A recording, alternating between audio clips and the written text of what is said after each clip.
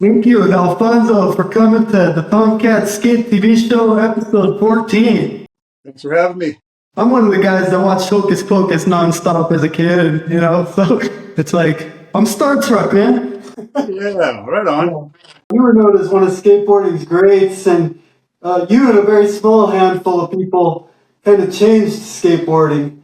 Did you realize at the time how cool these tricks and your skating and you what? I definitely realized that we were part of something really special there. You know, the way I always describe the experience is that like I was like a fan with backstage passes, let's say. You know what I mean? It's like, I was a huge Matt Hensley fan, Danny Way fan, and fans of all those guys, but I just happened to be, good friends with them and part of the team. So it was such a great experience, not only being a part of HU, but that time in skateboarding, there's so much new things to do and create. You know what I mean? It was blank canvas at the time. So your style is so unique also. Did this come naturally to you? I selfishly just did what was fun to me. If there was ramps around, I'd skate a ramp. If there was, street to skate, I'd skate that.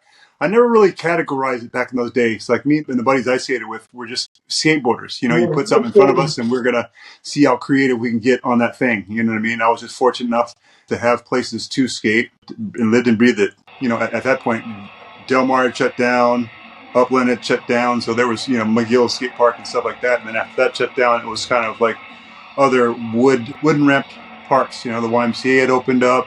All these newer parks that open up are a lot of deep pools, and I've kind of passed the point of really trying to get too gnarly. The skateboarding I do now is just fun, creative skating. Maybe I can't get too hurt on, but somehow I managed to get hurt. You can definitely ride my pool. Oh, how big's your pool? It's deep, but it's real steep, and I know that you could skate anything, even though you're kind of modest about it. Yeah, I mean, I could probably skate it, but it's like gnarly, steep pool trannies, that's like 8 foot or higher and with big, a big coping sticking out. That's always kind of been an intimidating thing for me, to tell you the truth. I do skate hawks every once in a while when I do go skateboard. Allows me to pad up a little bit and, not get too hurt. But are you about my age? I'm 50. Yeah, I'm 51. I got a year on you. It's really cool for us fans to see able to continue to bring your creativity into the world, even as we get older, such as like you're doing with the Everybody Skates. Like, cool. Do you find this just as fulfilling an outlet as skateboarding? Oh, it absolutely is. I just feel so lucky to be here because, like I said, here I am, 51, still, doing the thing I love to do and having people still support me. This whole new big board thing that you guys see in the background, stuff I'm doing. It's so much fun.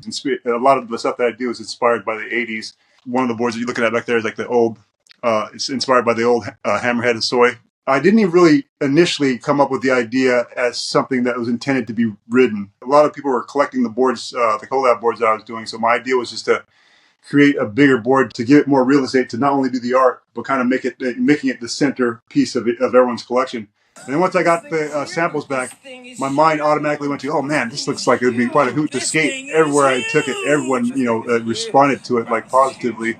And that's just kind of when I knew that, I had something that people were going to want to explore. Amazing what they do on those big boards too. Yeah, isn't it? Initially, I thought it was like all of us old dudes are going to, be into it. So just to, bomb hills, slap curbs, and maybe take the dog on a run and stuff like that. But it's so interesting seeing it take on a life of its own. And a lot of younger contemporary skaters are taking it to the skate park and challenge themselves that way. So it's... You think skateboarding is going in a good direction right now?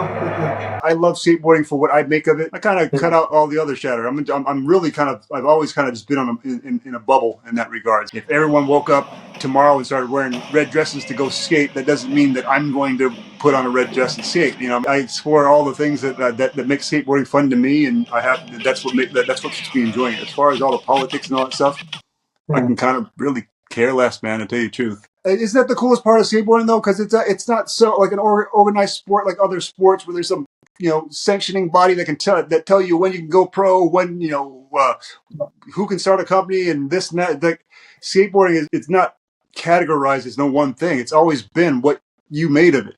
I just do fun shit, on my skateboard, and that's why I love skateboarding. Who's doing what, and who should be pro, and who should do this, and who should start a skateboard company, who shouldn't, and that's for the birds, man. I let people, you should let people, vote with their dollars or support you if they like something, and I think a lot of cool things has spawned from skateboarding. Just letting skateboarding be skateboarding. That's cool, and I appreciate your support for coming on the show too. That's awesome, man. Not a problem at all. Yeah, I saw the Bill Toko interview, and I was like, oh man, that guy's so cool. Like, I haven't heard that name in a long time. I wonder what he's been up to. So do you have any advice for young people? Follow your heart, follow your passion. That's the cool thing about skateboarding. That's why you got into it to begin with. It's unlike, football, basketball, and everything else. It has so many rules, and it's just, it's so one dimensional.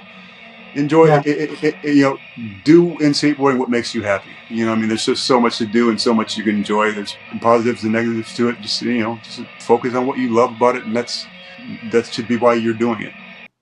So do you own a shoe company?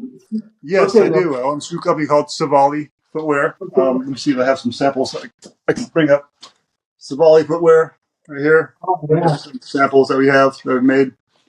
It's much less a skate footwear brand than it is just a kind of lifestyle brand that happens to make the best skate shoes I've ever ridden. Designing footwear has been such a passion of mine for the past 30 years now. I've been fortunate to design for tons of brands within the skate industry, DC Shoes and Osiris, Fallen, Gravis. I was fortunate to be able to design one of the loafers for Dylan Reeder. Just before Virgil Abloh had passed, I was working on some designs with Louis Vuitton and him and making kind of a skate shoe. Not many people knew that, and I'll give you a sneak peek of something that no one's ever seen before. I'm not supposed to show anyone this, but this is probably not going to get made, but we're working. This is a really rough sample. Didn't turn out exactly how I like it.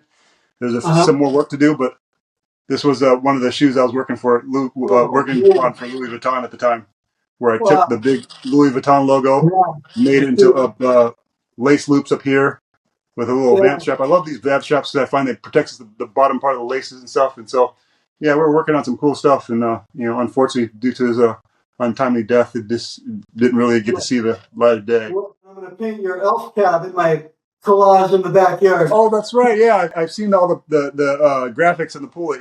That's dope. I just didn't realize until now that was your pool. I was thinking of adding that one, unless you have a graphic you'd rather have me put back there. Yeah, that's a cool one. I like that one. Yeah, so the story behind that one is like, okay, initially when I started doing boards for Everybody Skates, the original idea that I had was just to do a parody brand where I'd take names that sounded like, a pro's name, like generic Costin and, Mike Hawk and, Alf Cab was a play off the name Half Cab, Caballero shoe and stuff. Yeah. And then, I came up with all these different ideas and I showed Cab, Cab is a good friend of mine. So I showed Cab the Alf Cab idea. And it was actually his idea to be like, oh, well, why don't we do a collab? And they'll be signed and stuff. And I didn't really even think about that even being an option, right? And so that spun off in a whole bunch of different ideas where I'm like, okay, well, why don't they all be collabs? And why don't I do a Mike Hawk with Mike McGill and Tony Hawk and have them sign it and all that stuff? So it just pretty much just took off from there. The idea did. So I did collab with Krishna Soy and Tony Hawk. Cab, myself, Cab, and Jeff Kendall. I did Ray Barbie and Matt Hensley, and it just kind of took off from there. Unless you have something else you want to add? No. And then I hang up in the 2 minutes. I'm like, oh yeah, I should have talked about that. And, Everybody that does an episode, I give a tile from my pool because I knocked out some of the copings. So there's your little pool tile. Oh, yeah. What's up? Hey, thanks for doing the Tomcat SK8TV show, episode 14. It's been an honor, Alphonzo Rawls. Hell yeah, Tomcat. Yeah. We'll do part 2 sometime soon. Thanks, brother. Hell yeah.